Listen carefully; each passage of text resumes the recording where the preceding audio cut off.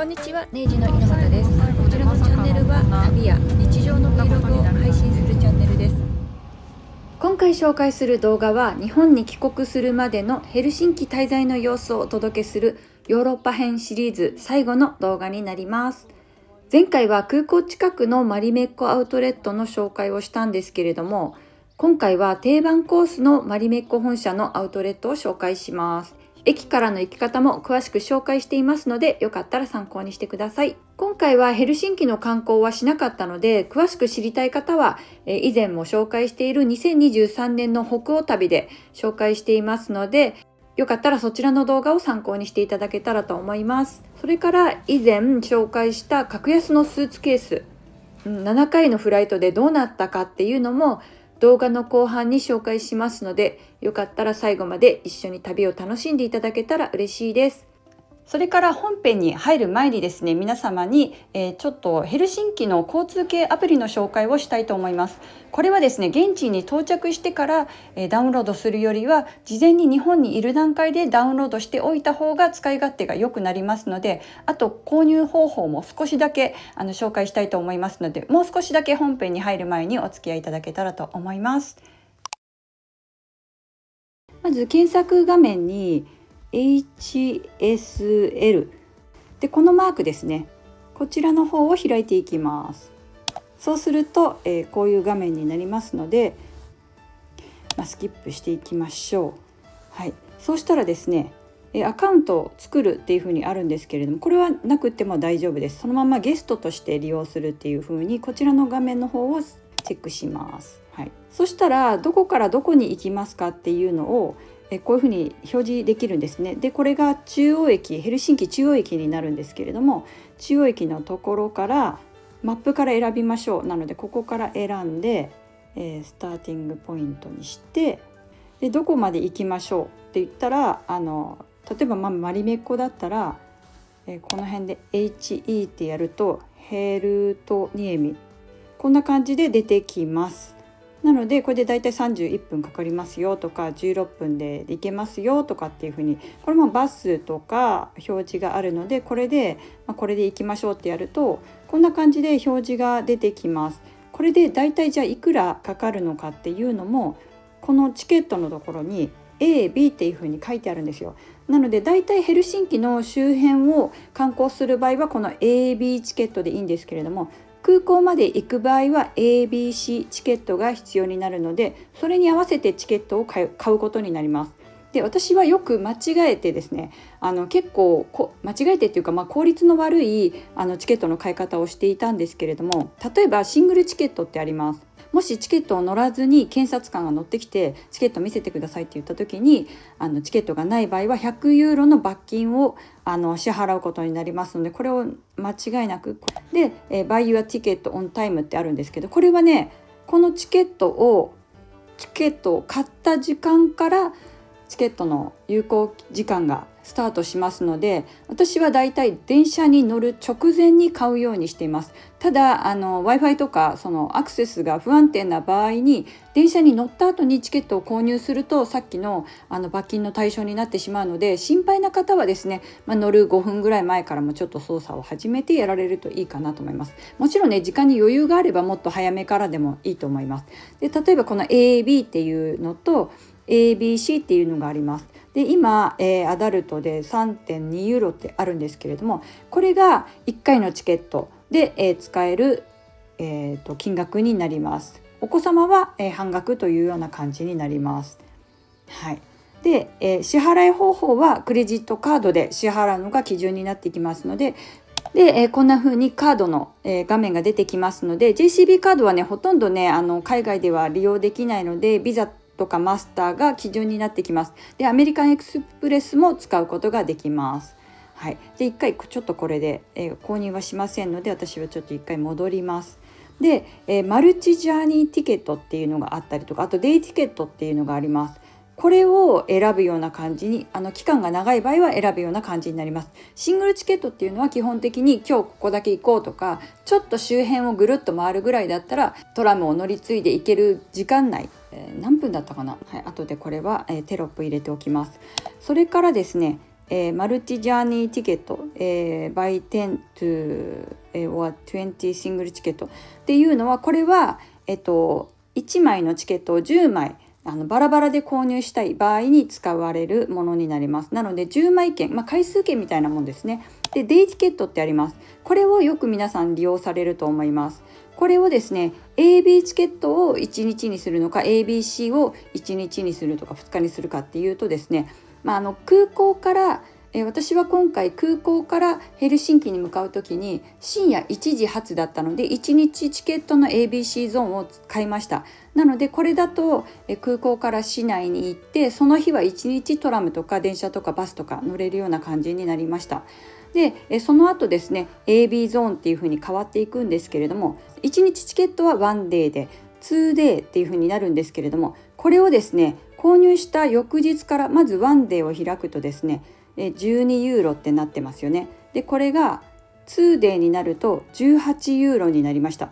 で、よく見ていただきたいんですけど 3day になると24ユーロになりますね。で1日お得になりますみたいな感じになるんですよ。で大体ですね私が買う時に見ていったのは1日券を買った翌日から大体その1日券の半額が追加されるような感じだったので、1日券を分けて買うよりは続けて購入しておいた方がお得かなというのが結論になりました。よかったら参考にしてみてください。このねアプリは必ず、旅行に行く前の日本にいる段階でダウンロードすることを再度お勧めしておきます。今日は最後にホテルからマリメッコに向かってます。マリメッコ本社に向かってます。なんもないハイウェイみたいなところで降りたんですけど Google ナビ通りにこれから電車に乗り換えます。なんかこんなところで降りるとね迷子になりそう。なんとかナビに助けてもらってます。さあ無事に着けるかな。着けました。よかった。意外といい乗り継ぎかも。メトロの駅に到着しました。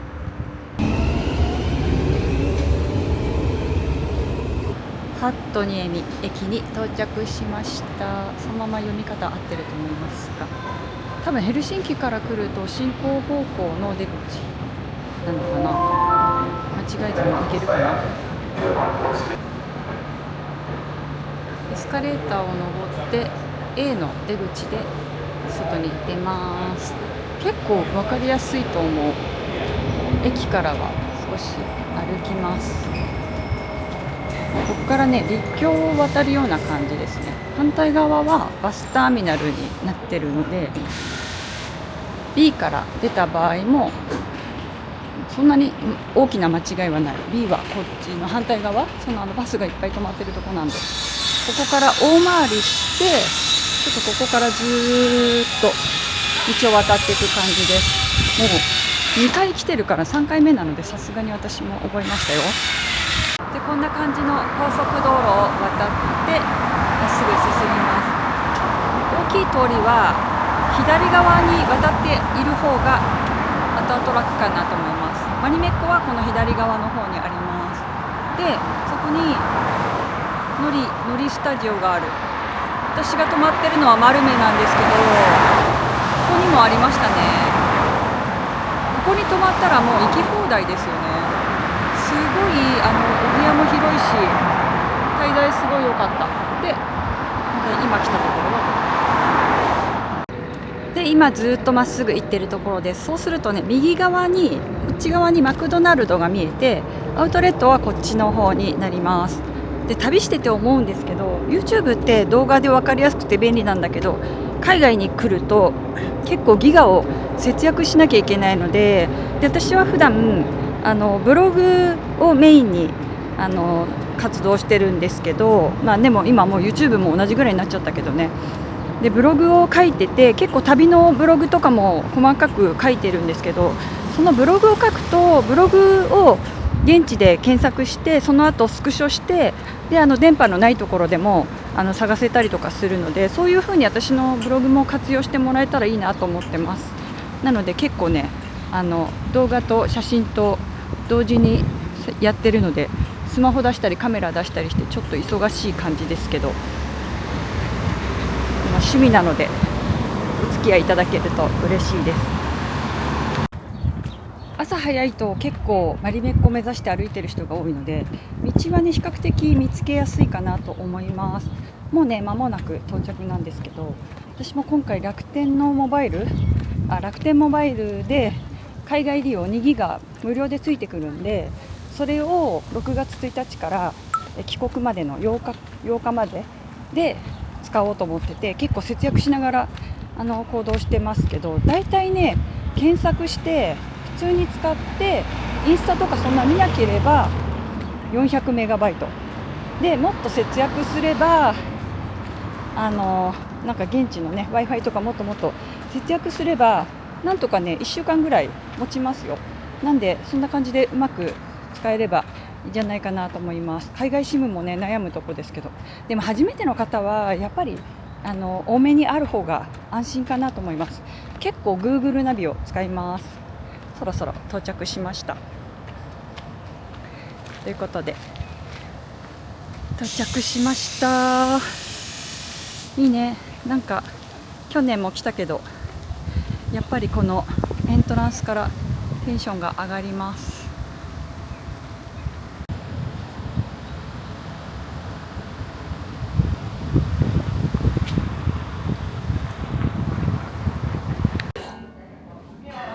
やっぱりここディスプレイ素敵。グリーンのマリメッコありますね。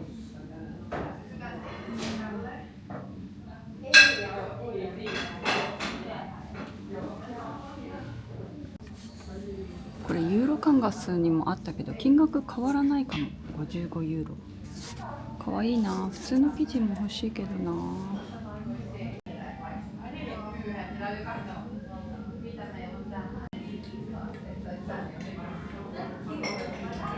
なんということでしょう。昨日より安くなってる生地とかでもどうだろう、種類はやっぱりこっちの方が多いけど、金額的には安いものもあるしなかったものとかもあるから何とも言えないね。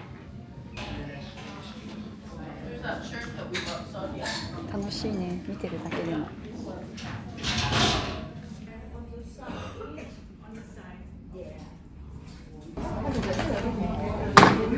スカート用に薄い生地も購入します。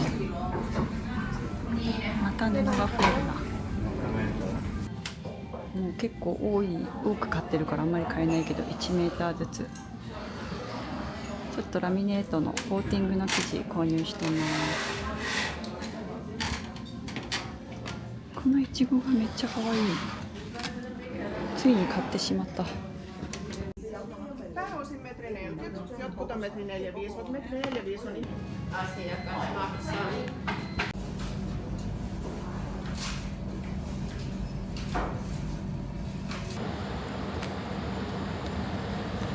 結局またお買い物しました。今回はラミネート中心です。このまま持ち歩く予定なので小さくパッキングしてもらいました。すごい混んでる。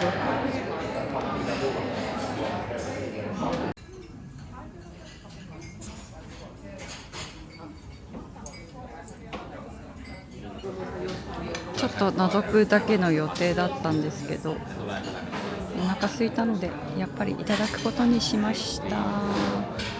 テンション上がる。で、持ち物は小さくしてもらったのでエコバッグに、今度はもう絶対バスに置き忘れないように握りしめて乗らないと。あとデイチケットがあと1時間半で切れちゃうのでちょっと効率よく回ろうと思います。ここでちょっと30分ぐらいはゆっくりしたいな。お皿が全部マリメッコなのでテンション上がる。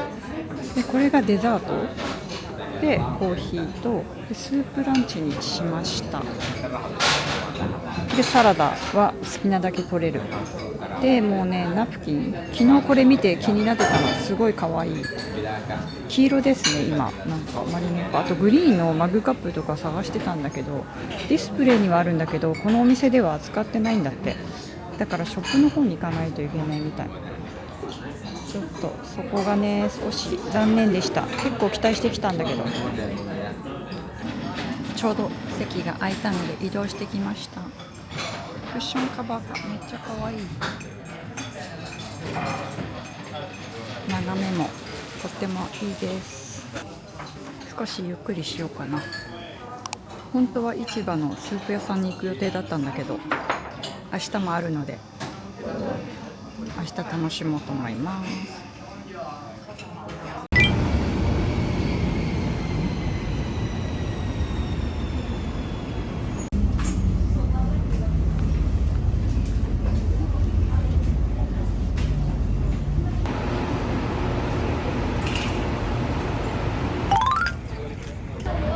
なんとかギリギリ2時27分のチケット使えそうです。これ出港が2時20分。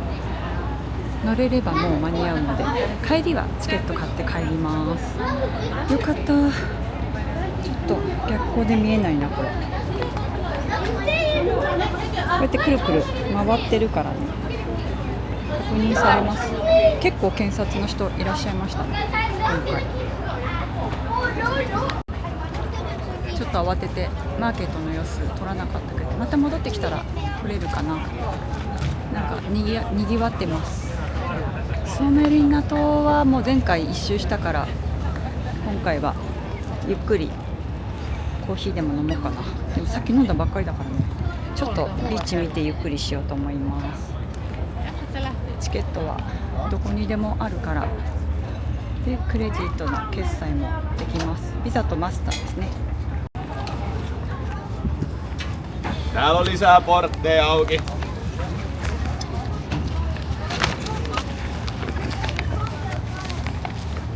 チケットもチェックされないんだけどさ、でも大体みんな持ってるよね。スマホのアプリがあるととっても便利。本当に気持ちいいね。前回はマリメコからここからマリメコに行ったけど、今回は逆コースでした。もう暑いので中です。こんな感じでもう中で、上に行くともう完全に日焼けする。今日日焼け止め塗ってくるの忘れちゃった。この辺りがね結構忘れがちで、反対側に見えるのがサウナです。今回はサウナはもうホテルので満喫しちゃった。毎日入れるし。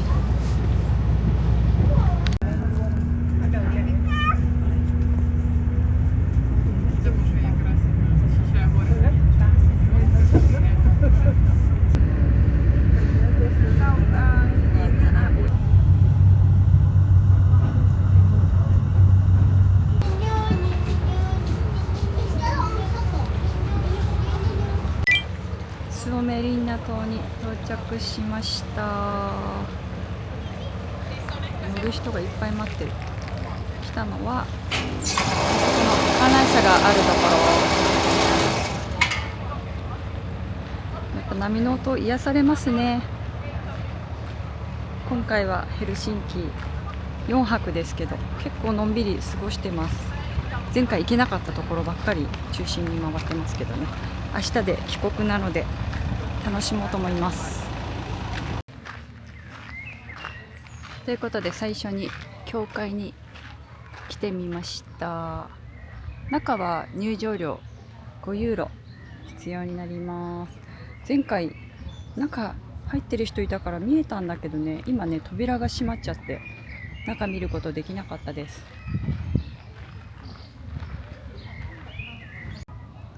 スオメリンナ教会に来たんですけれども、以前無料だった気がするんですけど、中に入るのに5ユーロ必要みたいです。せめてね扉が開いてればよかったんだけど、扉も閉じられてました。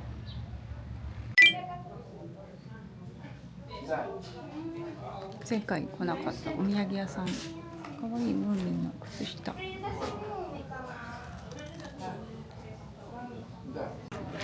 やっと入り口まで来ました。今3時15分です。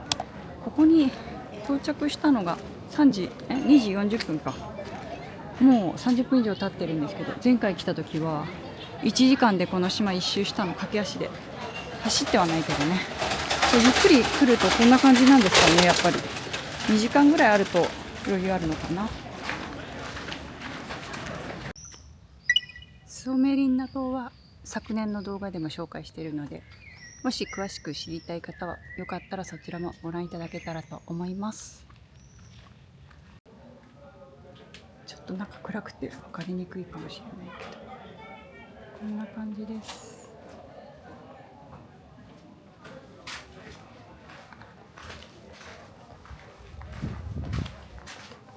こんな感じで見てたのかな、昔の人は。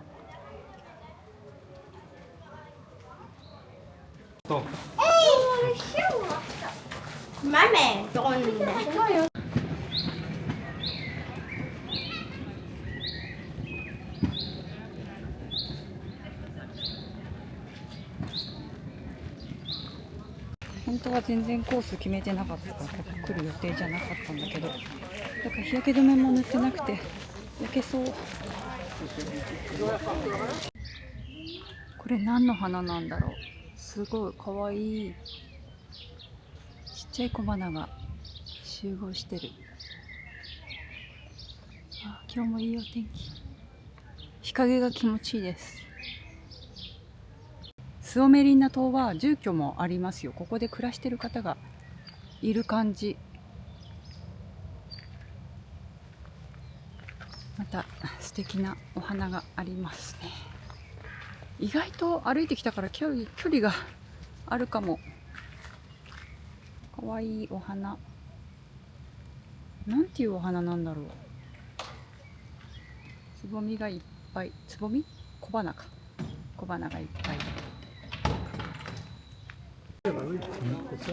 なんかツアーみたいなのが追いかけてきた。ここに来た。前回来なかった。多分ここ、あそこの黒いところが開いて海につながってるのかな。で、多分この船がその時に使われるんだと思う。でも古い船があるからね、もう保管されてるだけなのかな。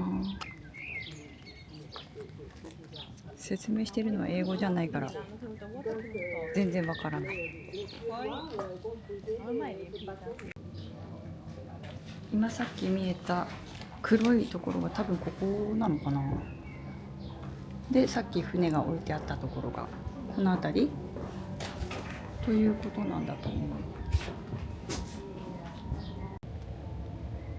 親子かな。これ以上近づけないけど、かわいいひな鳥がいるよ。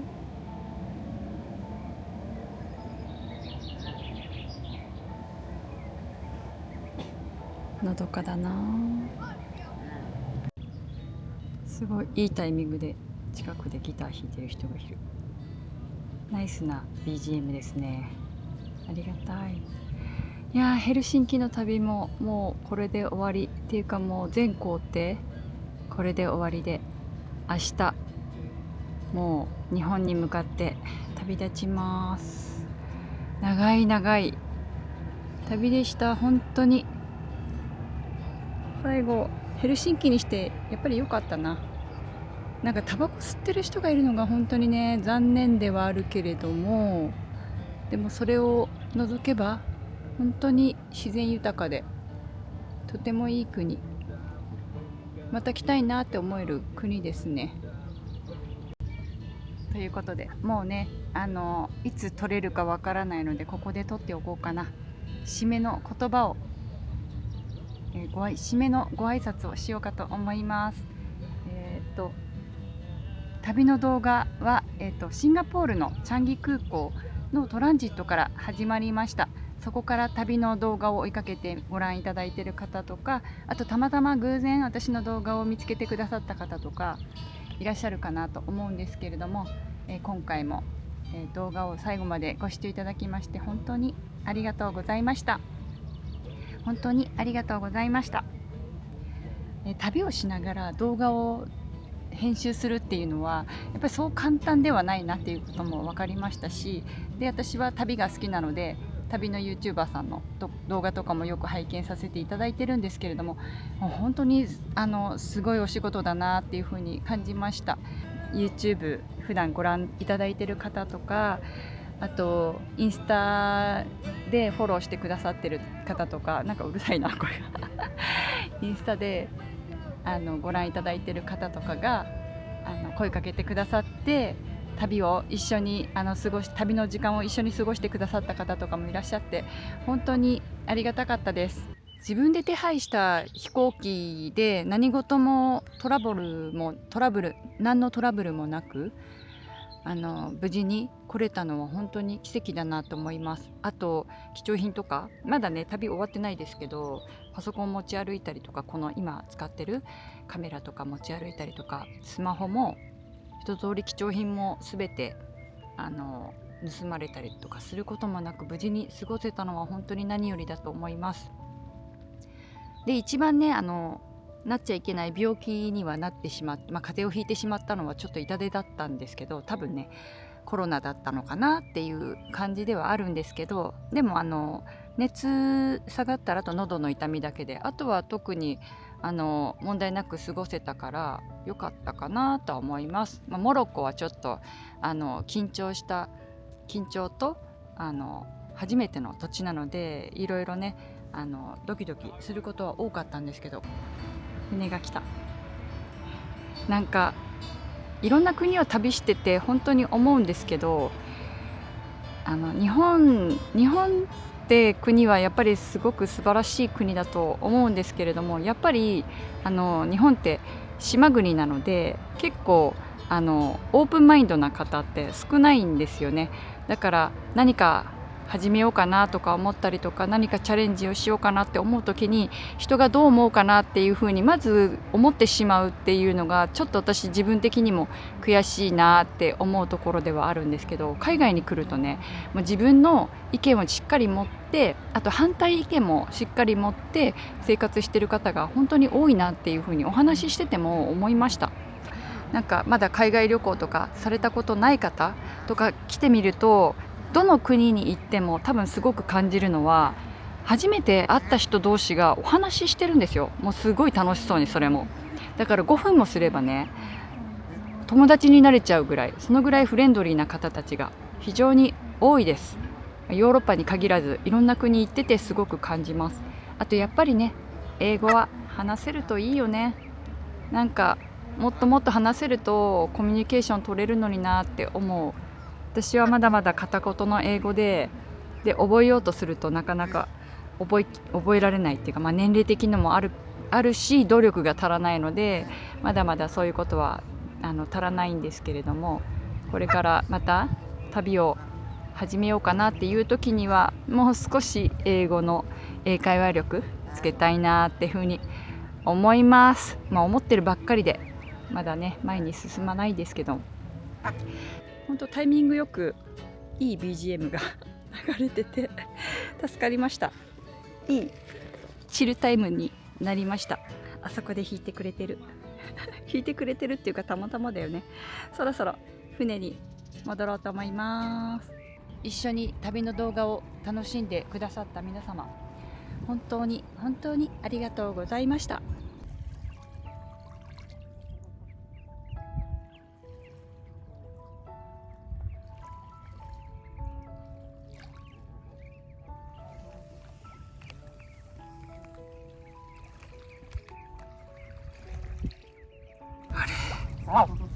白鳥？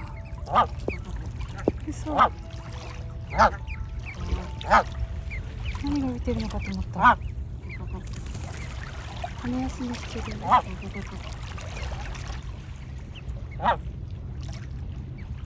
てのどかなの。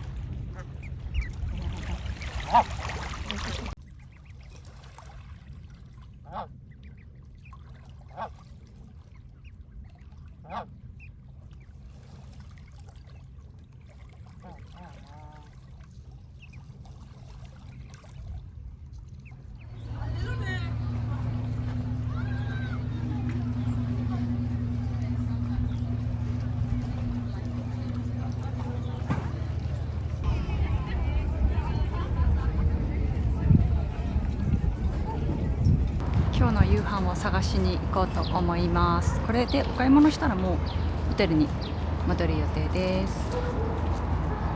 さあ美味しそうなの見つかるかな。今もう5時なので閉店作業してると思うんだよね。スープ屋さんは明日来ようかな。美味しそうだ。なんか食べたいな。食べ物は日本に持って帰れないんだよね、多分。買いたいけど。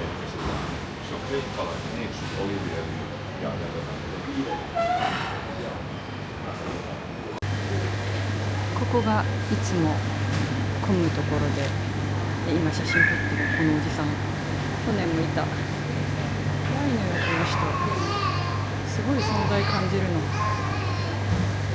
ここオープンは4時までだけど、スープなくなり次第終了です。結構早いですよ、閉まるの。明日は早めに行きます。今回はこのお店でお買い物しました。お持ち帰りにしたら10ユーロかと思いきや5ユーロでした。なんでだろう、10ユーロってなってるんだけどね。マーケット広場から歩いてくるとこの景色になります。いい眺めっていうか、デイチケットちょっと失敗したかも。電車のチケット1日券買ったら2日目以降半額になるのに、なんかそれを知らずに1回1回にしちゃった。もったいないことしちゃった。なんか前回も失敗したんだよね。全然教訓になってないな私。ではこの後ビール買って帰ります。ホテル近くの K シティマーケットっていうちょっと大きなスーパーに来たら、サウナグッズとか毛糸とかも売ってる。やっぱりこっちの人は毛糸を編むことの方が多いのかもしれないですね。なんかメンタル的にもいいというふうに、先日ねフィンランド大使館の方ともお話しする機会があって、そういうことを聞きました。なんか脳科学的にも証明されてるんだって。セラピーにいいって。ちょっと高いかなっていうか、円安だからね、全部高く感じますよね。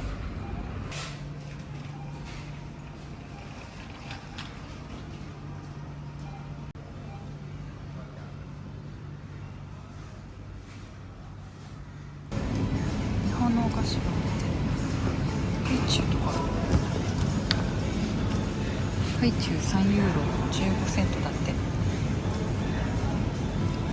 ここはお土産ないかなと思ったけど、普通のっていうか、フィンランドの方がお買い物するマリメッコが売ってました。このいちごかわいいよね。最近ちょっと気になってたんですけど、さっきも布を買っちゃいました。しかもお値段も11ユーロ95セント。多分安くなってるね。アウトレットより安いかも。アウトレットにこれ売ってなかったよね。イッタラとかアラビアの食器も置いてました。今回は食器ね購入する予定ないけど、やっぱり円安は痛いね。なんか計算しないようにしてたんだけど、動画の編集するためにどうしても電卓を使わなきゃいけなくて、結構現実を知ってしまうとなかなか手が出なくなっちゃう。前回は計算するのは帰国してからだったから、それがちょっとネックでした今回。ここにも売ってる。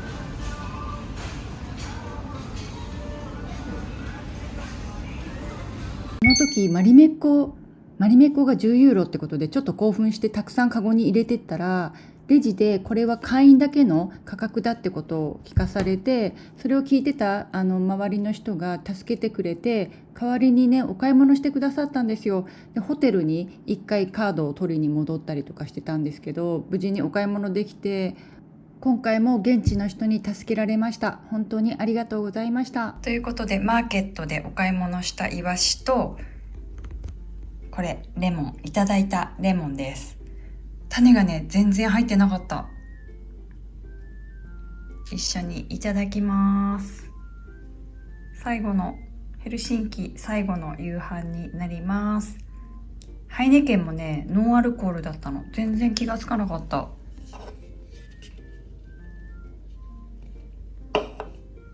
美味しいですよ。これ去年も食べたんですけど、マーケットの中で食べたから暗くて分かんなかったけど、すごいちっちゃいお魚で美味しいです。イワシだよねこれ。美味しい。しかもさ、この量で5ユーロって安いですよ。ありがたいです。レモンこのまま食べようかな。美味しそう。お庭で採れたレモンだそうです。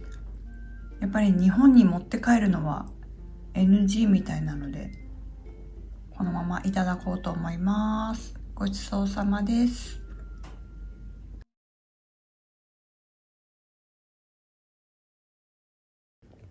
こんな感じで購入してきた生地は全部圧縮パックにして梱包してきました。で最後ラミネートとかは梱包こういう風に圧縮できないので、袋でそのままぺたんこになっちゃいますけど持って帰ります。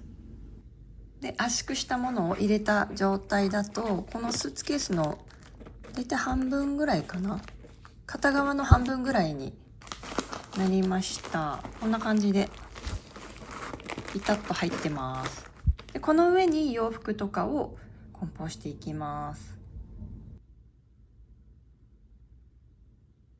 最後くつろげて本当に良かった。またここに泊まりたいな。ちょっと市内からは遠いけどね、電車で15分ぐらいですね、中央駅から。では日本に帰ります。14階に泊まれたので眺望も良くてすごくいい場所でした。ドライヤーはここで借りれたんだけど、ちょっと壊れてる感じだったのでサウナ室で利用してました。サブで持ってきてよかった。キャスターついてるから移動も楽々で、預ける時にキャスター外そうと思ってます。でチェックアウトした後もロビーを使わせていただけて、でキッチンとかも使えるので今コーヒー入れてきました。ミルクとかもあったりして、でこれは前に買っておいたやつで、今日はこれをランチにしようと思います。で今モロッコの編集を終えてアップロードできたところです。ちょっとここ Wi-Fi が弱いので時間かかったけど、なんとか無事に帰国までにはモロッコを終わらせておきたいなと思ったのでできてよかったです。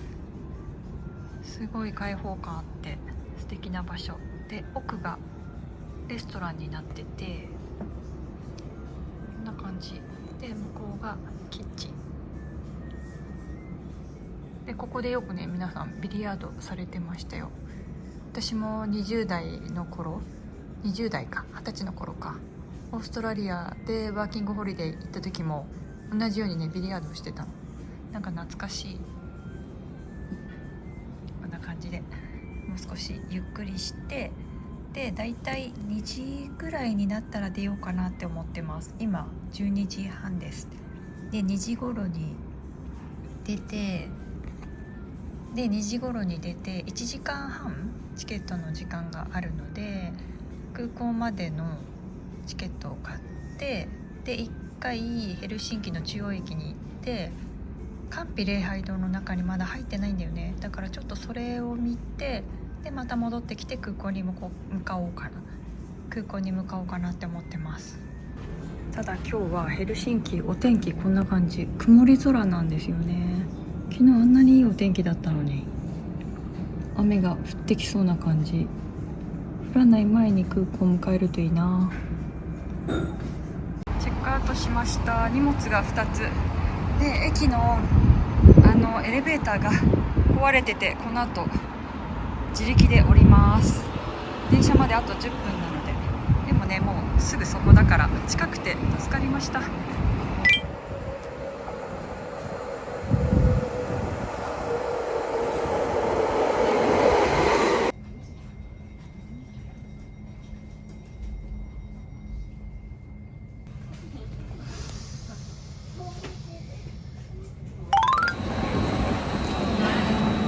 空港に到着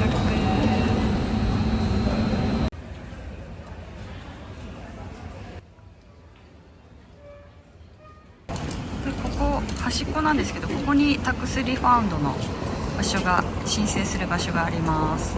特にね中チェックされなかったけど、一応は見せれるようにしといた方がいいみたい。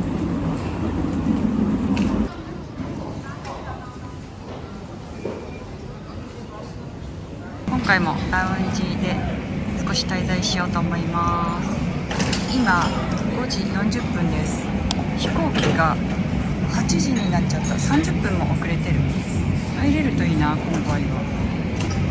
なんか今回ラウンジほとんど使えなくて、どうだろう、結構出国審査空いてたから入れるといいな。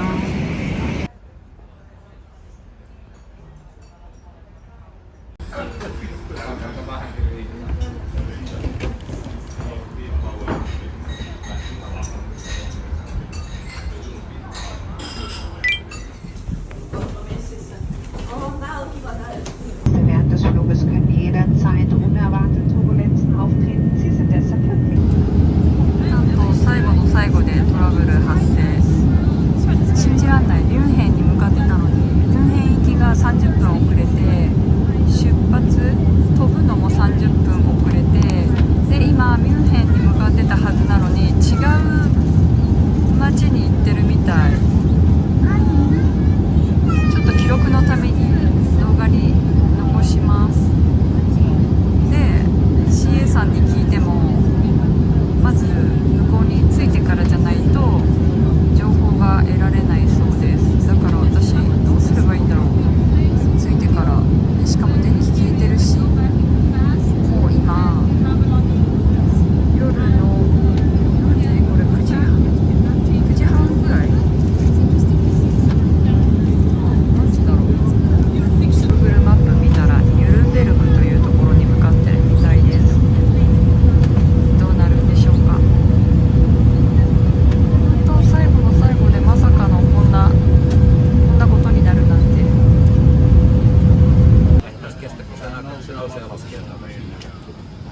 Beginnt informieren. Vielen Dank für Ihr Verständnis.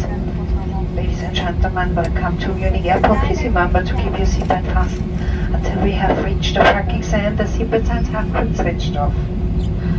The following information is important for all of you. Ladies and gentlemen, this is your captain again. We've made it. Maybe we saw the lightning while we were still in the air, but the thunderstorm, that's the one we waited for to move off. That's away from the airport, so that was no problem. We still have to wait for somebody to drive. 降りれる今1時。長かった。なんか初めてのことなので、どういうことが起こったのか全然理解できなかったんですけど、違うホテルに泊まれるのかなとかちょっと期待してたけど、そうではなく、空港からもう出らんないみたい。朝の4時までで飛行機行っちゃった人たちもいて、私は明日の12時なのでなんとかね、その辺は大丈夫なんですけど、寝床がね空港しかないみたい。なんとかいい席を見つけようと思います。面白いね、こういうのもね。まあなかなかない体験ですよ。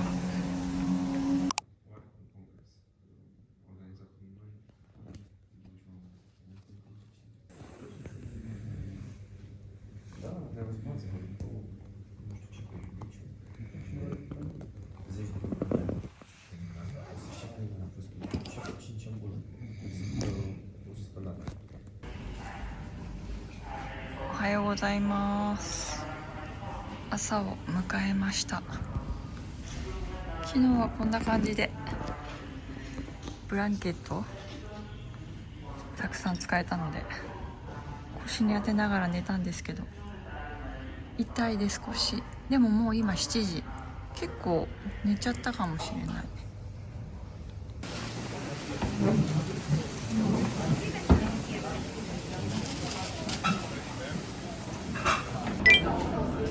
やっと帰ります。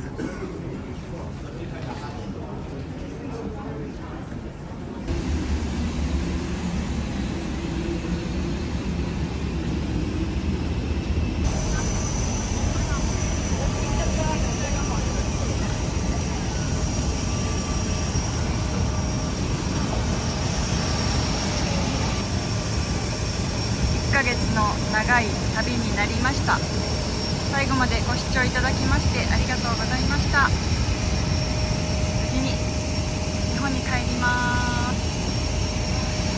最後結構遠くまで来ました。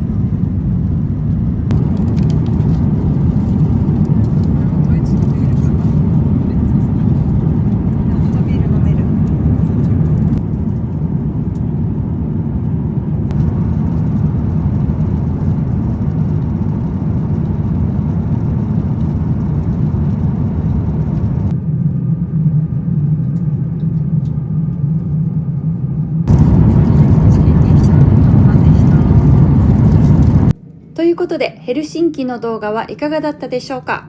これまで週に2本ずつ公開してきたヨーロッパ旅シリーズを最後までご視聴いただきましてありがとうございました。今回はねスオメリンナ島でゆっくり過ごせたり、前回できなかったのんびりなヘルシンキ滞在ができたので大満喫な1ヶ月ヨーロッパ旅になりました。ただねこれまで何のトラブルもなかったのに、まさかね帰国便のトランジットで予想外な空港泊っていうことになったんですけれども、個人旅行っていうのは何かしらねトラブルはつきものなので、無事にね帰国することができたのは何よりです。で来る時はね荷物を減らしてきたんですけれども、帰りはね訪れた国で買い集めた布で予想通り荷物も倍になって帰国しました。アナの特典マイル旅行では23キロで2つの荷物を預けることができるんですよ。なのでそれがね大変ありがたかったです。で次回からはスイスイタリア編がスタートするんですけれども、今回のね長い旅動画を再編集してきて、改めてね旅の荷物のこととかクレジットカードとか、あと安全面、あと旅の服装とか準備や予算などを振り返って、私がどんな風に普段予定を組んでいるかっていうことなんかもまたね改めて紹介できたらいいなって思っていますので、よかったら引き続きチャンネル登録していただいて新着動画をご覧いただけると嬉しいです。実はね秋の旅計画も進んでおります。この動画良かったよって方はグッドボタンで応援いただけると大変励みになります。それでは次回の旅でお会いしましょう。バイバーイ。